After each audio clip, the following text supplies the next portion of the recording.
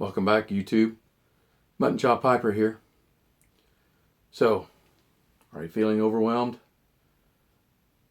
I know it's a lot of information that I have passed on to you. But please, if you're a brand new pipe smoker, don't get overwhelmed. Don't get nervous about starting the art of pipe smoking. Once you get it, you'll absolutely enjoy it, and you will make it part of your life for the rest of your life.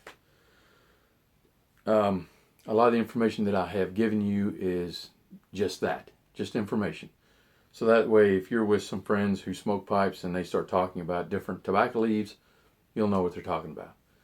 If they're talking about long-term storage of tobacco, you'll know what they're talking about. The only things that you really need to concentrate on and practice are packing your pipe, lighting your pipe, and gaining a rhythm. The other stuff you can go back and look at another time whenever you get ready to clean your pipes, or you want to store tobacco or the like. Okay, today we're going to talk about a subject called ghosting. Okay, so what is ghosting? Ghosting is the imprint of a previously smoked bowl of tobacco onto the current bowl of tobacco. Now let me say that again. Ghosting is the flavor imprint from a previous bowl of tobacco onto the current bowl of tobacco. Now, you know that there's two categories of tobaccos. There's English and there's aromatics. English blends include Perique, Latakia, Orientals. They are stout tobaccos. Perique especially. If you've got too much Perique in one of your blends, boy, it'll light you up. So, aromatics, now also something about English that I've already passed on to you, but I'll reiterate it in this video. English blends are not cased. There was a law passed a long time ago in England that their tobaccos were not to be artificially flavored. So the flavors you're getting from their tobacco is the natural flavors. Aromatics are cased. They're flavored the majority of the time. They have they have what's called a topping on them. Could be caramel, could be vanilla, could be pumpkin spice, things like that. All right, so here's your pipe, and you smoke 15 bowls of a hardcore English blend. And then a friend of yours brings over an aromatic and says, "Hey man, taste this. See what you think." So you pack your bowl and you start smoking it. You're like, "Well, all I taste is Perique, or all I taste is Latakia." The guy says, "Well, what are you talking about? There's no Perique or Latakia in this thing." That's why, because the Perique and Latakia, or the English blend, has permeated the carbon cake of your wall.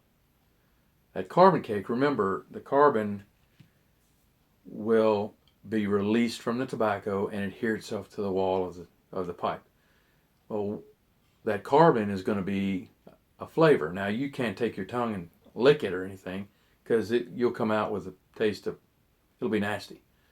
But there is that flavor of that English blend permeated in that wall of your carbon cake. So if you smoke 10 to 15 bowls of an English blend, and then you smoke a aromatic, once it heats up, that carbon cake is going to release that flavor into your current tobacco, and then you're going to end up smoking. You won't be smoking whatever that tobacco is. It won't be a true representation of that tobacco, because it's being affected by the English blends. Okay, so what's the solution? The solution, well, before I get to the solution, I want to talk to you about going the opposite way. If you smoke 15 bowls of aromatic and then you go to English, the only real effect that it will have is it will sweeten that English blend. a little bit for the first couple of bowls. So again, you're still not getting the true representation of that blend because it's being affected by the aromatic, the release of those sugars into, or that taste of whatever tobacco you've been smoking into that English blend. So it'll sweeten that English blend for a couple of smokes. So how do we solve this problem? Well, the best way to solve this problem is if you can afford it, and throughout when you start smoking your pipe, let's say you have 5 pipes. You dedicate 2 pipes to English, 3 pipes to aromatic. Now this all depends on which flavor of tobacco you like better. If you like English better, then put 3 pipes on English and 2 pipes on aromatic. If you like aromatics better, 3 pipes aromatics, 2 pipes English, and that's all you smoke out of that pipe. You only smoke English blends out of this pipe, aromatics out of this pipe. That way, you won't ever get that cross ghosting. You won't get that cross flavoring, which we call ghosting. I've got a couple of tobaccos here that I like. Virginia Cream is an aromatic. And then these other 2 I'm going to talk about here in a minute. So let's review. Ghosting is the flavor, the infusion of the flavor of a previous smoked tobacco bowl into the current tobacco bowl. The way to solve that problem is by dedicating certain pipes for English blends and certain pipes for aromatics. Now I wanted to pass on a story to you real quick. You won't believe it. I mean it happened, I swear. But it's the coolest thing. I've got 2 tobaccos here that I consider crossover blends. Now what is a crossover? Crossover blend is a blend that kind of combines an aromatic with an English. It's considered a light English. These are tobaccos that I highly recommend that once you've learned how to smoke a pipe, that you smoke before you go full English. That way you'll get an idea of what they're like and you'll get used to them before you go into something a little bit hardcore. Anyway, so I was smoking Mississippi River here, and I smoked 1 bowl. And I said, it's been a while since I've smoked Frogmorton Cellar. Let me try a bowl. So I emptied my bowl, filled it with Frogmorton Cellar, and I swear to you, it tasted like I was smoking a creamy chocolate bar. I don't know if some of the Mississippi River affected the taste of the Frogmorton Cellar, but boy, it was good. So as soon as I got to the bottom, I emptied out my ash into an ashtray and I loaded it back up again. And I smoked another bowl, which again tastes like chocolate bar. So see how that can affect. Sometimes having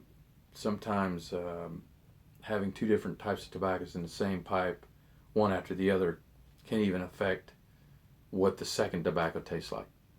So I wanted to let you know that I do have a Facebook presence. It's Mutton Chop Piper.